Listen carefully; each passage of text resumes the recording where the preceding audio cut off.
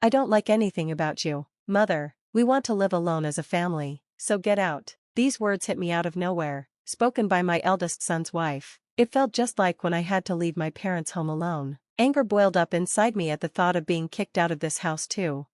Fine, I'll leave then, I said, and I started packing my things. That was the last straw. I swear I'll never forgive my eldest son's wife. It was time to put my plan into action. My name is Sandra Clark, and I'm turning 61 this year. Technically, I'm retired, but I'm lucky enough to still be working, though I don't go to the office daily. I drop by occasionally and attend meetings. Nowadays, most of those meetings are remote, so I work from home most of the time. But my eldest son seems to think I'm not working anymore. I became a widow in my 40s, and now, I live with my eldest son and his wife. My parents' home is an old house on a big piece of land. It's a bit rundown, but I loved it, which made leaving hard. Financially, I've never had any problems. Most of the insurance money from my late husband is still untouched, and I don't have to worry about my future. Even though my life seems easy, I do have concerns. One of the biggest is my son's wife, Jessica. She's strong-willed, and we often clash. This didn't just start recently. It began when she first came to tell me they were getting married. I still remember what she wore when she first introduced herself, a tracksuit, like one you might wear in high school. She said she wanted to meet me without any pretense, but from a normal perspective, it was inappropriate. She's very argumentative and extremely good at it, which makes things difficult.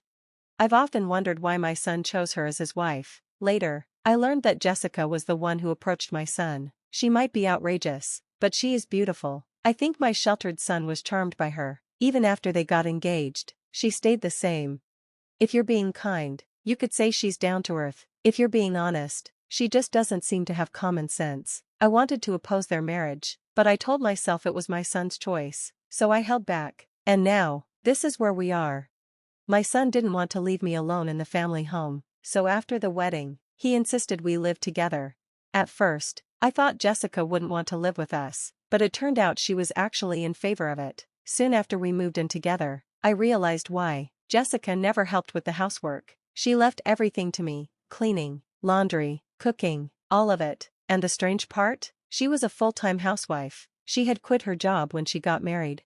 Even though I don't go to the office every day, I work from home, so I have less free time than her. While I was busy working on my computer, Jessica would make snide comments, saying I was just playing around. At first, I tried to laugh it off to avoid arguments, but her constant remarks really started to annoy me.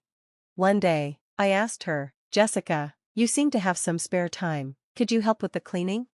She gave me a disgusted look, sighed dramatically, and said, "I don't do housework for your sake. Mother, why don't you understand? It's sad you can't appreciate my thoughtfulness." She then went on to explain her bizarre theory that if she did the housework, I would lose my only job, and that would make me lazy and unhealthy. She even claimed that not doing the housework might help prevent dementia for me. In her mind, she was actually doing me a favor by letting me do all the chores. She added, "I agreed to live together so you wouldn't slack off." Mother, with a half smile on her face. I was speechless. I regretted the decision to live with them. If I had lived separately, I could have avoided seeing things like this. Now, doing the housework while Jessica watched every day felt like torture. I finally reached my breaking point and decided to talk to my eldest son. I wasn't planning to complain about Jessica, though. Instead, I told him I wanted to move to an apartment where I could live alone. The house we were in was old and had a lot of stairs and uneven floors, which had caused me back pain last year. It just wasn't practical for me anymore. I explained this to my son, and I moved into an apartment. Even though it felt like Jessica had driven me out, I didn't regret leaving. The new place was a rental, and I had picked a space big enough for my grandchildren to stay in the future. I even customized the interior to my taste. It was like having my own little castle. But my happiness didn't last long. Jessica started coming over every day and staying until late at night. "This new apartment is really nice. Isn't it too big for you, Mother?" Jessica said, lounging on my couch. "Come on, Mother, come back to the old house and do the house chores. It's for your health and longevity." I couldn't believe it. Jessica was seriously telling me to go back to the old house to do the chores. She's so self-centered, it makes my head spin. I've already moved out. Jessica, you need to step up as the wife now. I take care of all the chores here, and my health is fine. I get my annual checkups. Jessica just turned her head. ignoring what I said. This was typical of her. She always pretended not to hear anything she didn't want to deal with. Even after this, she kept coming to my apartment every day. The other day, she even said it was too much hassle to go back home, so she stayed the night. My old house and this apartment are only about a 15-minute walk apart. It was my son who suggested I live near my old home because he was worried about me. His concern made me a little sad to leave, but I agreed. One day, after I returned from a rare business outing, I got a shock. Jessica had let herself into my apartment. She must have used the spare key I had given to my son. Welcome back, she said, lying on the floor in front of the TV, not even bothering to get up. Jessica, that spare key is for emergencies, not for you to use when I'm not here, I said, feeling uncomfortable. I had never spoken so firmly to her before. She seemed surprised, since she was used to me letting things go quickly. She gave me an annoyed look, but I didn't back down. You're such a stingy mother-in-law. I can't stand you, she yelled. I can't stand anything about you, even this apartment. We're family, so you should leave. She tried to push me out the front door. It was clear she hated that I had this nice apartment while they were still living in the old house. She even complained that my son, James, was paying the rent for the apartment and said it was unfair that I lived here while they didn't. This is what living beyond your means looks like, she snapped. It turned out Jessica thought my son was paying the rent for my apartment. That explained why she kept showing up. She believed the apartment should belong to her family. Fine, I'll leave, I said, staring her down. I agreed to move out within 3 days. Jessica didn't believe me and insisted I call a moving company in front of her. So, I pulled out my phone and scheduled movers for 2 days later. Satisfied, she left, and I started making my plan. As promised, I moved out. My new home was a senior-friendly apartment, and I decided to test it out for 2 weeks. I handed over the keys and lease documents to Jessica and asked the real estate agent to change the contract to her name. Since I knew the landlord well, they agreed, which was a relief. My eldest son was furious with Jessica for forcing me out. He's even thinking about divorcing her, but Jessica doesn't seem to care. Instead, she started living alone in my old apartment, saying, "Well, let's live separately." I couldn't believe how bold she was, but I knew the truth would come out soon. 5 days later, Jessica found out. My phone rang repeatedly while I was working from home. It was Jessica, and I was ready for this. I had a recorder set up and hit record before answering. "Mother, what's going on with the rent for this apartment? Why am I the one paying it? This isn't fair." Jessica was furious and clearly panicking. "Oh, but Jessica, aren't you the leaseholder now? It's only right that you pay the rent. Is there a problem?" I asked calmly, making her even more agitated. Jessica was confused. "But didn't James used to pay the rent? We're not even divorced yet, so shouldn't James still be paying?" When Jessica brought up the rent with my son, he told her that I knew the whole truth. The reality was, James had never paid the rent for that apartment. In fact, I had been helping him financially. After I retired, I stayed on as a consultant at my company and worked as an industry advisor, making a good income. With my experience, I earned far more than my son ever did. I had been secretly helping my son financially because he was struggling due to Jessica's extravagant spending. "So you misunderstood, Jessica," I said. "I was the one paying the rent for that apartment. James didn't pay a cent." Jessica, who had hoped to live separately in the new apartment, was clearly shocked. She didn't say much before hanging up the phone. I immediately called my son and let him listen to the recorded conversation. "I've been putting up with it for a while too, but I'm at my limit. You feel the same, right?" I knew my son was exhausted from paying off the debts Jessica had piled up, no matter how old he was. As his mother, I couldn't help but step in. Even if people think I'm being too soft, I believe it's a natural thing for a parent to do. In a quiet voice, my son said, "I'm going to divorce her. I'm tired too."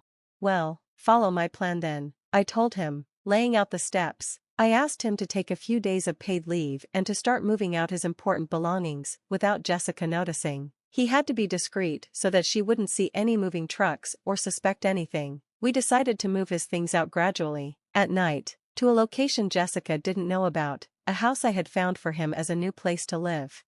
Everything went smoothly. 3 days later, Jessica called me again, even more flustered than before. "What's got you so worked up now?" I asked, speaking to her calmly. Just like before, Jessica was panicking. "Mother, our house is up for sale, and my parents just called. saying my belongings arrived at their house. What does this mean? Following my instructions, my son had moved out and sent Jessica's things to her parents' home. The house she was living in had been emptied and put up for sale. The landlord told me if I can't pay the rent, I need to leave. I tried to talk to James, but when I got home, the gate was padlocked, and there's even a for sale sign up. I can't get in. Jessica was nearly hysterical. She must have been shocked when she saw the house locked up. I've already signed a contract with the realtor. You can't go back to that house anymore, I said calmly, and there are a few things I want to clear up now. First, I reminded her, I'm no longer your mother-in-law, right? Yesterday, James filed for divorce. You signed the papers, didn't you? So now, you and I are just strangers. My son had finally filed the divorce papers Jessica had signed long ago. She used to threaten him with divorce to get her way, and he had always hoped she would change. But he had finally realized it was time to move on, and he submitted the papers. The divorce is official now, Jessica. You always told James you could divorce anytime. Aren't you happy now that things have gone your way? On the other end of the phone, I could sense Jessica holding her breath, realizing how things had turned out. Jessica wanted to argue, but she couldn't find the words. She was clearly frustrated. Besides, after the divorce, how are you going to live in that apartment without working? Moving costs money too. It's not easy, I said. How did you even manage to pay the rent? Jessica couldn't hide her anger anymore. She yelled and cursed at me, admitting that she married my son because of the inheritance my late husband left. However, since I controlled the inheritance, she couldn't access any of it. She screamed that nothing was going right, even though she married my son to help pay off her debts. Of course, I let my son hear this conversation, as I was planning to use the recording as evidence for the divorce settlement. Jessica ranted for about 15 minutes, but I stayed calm and waited for her to finish. Then, she broke down and begged for help. I've been disowned by my family. I have nowhere to go.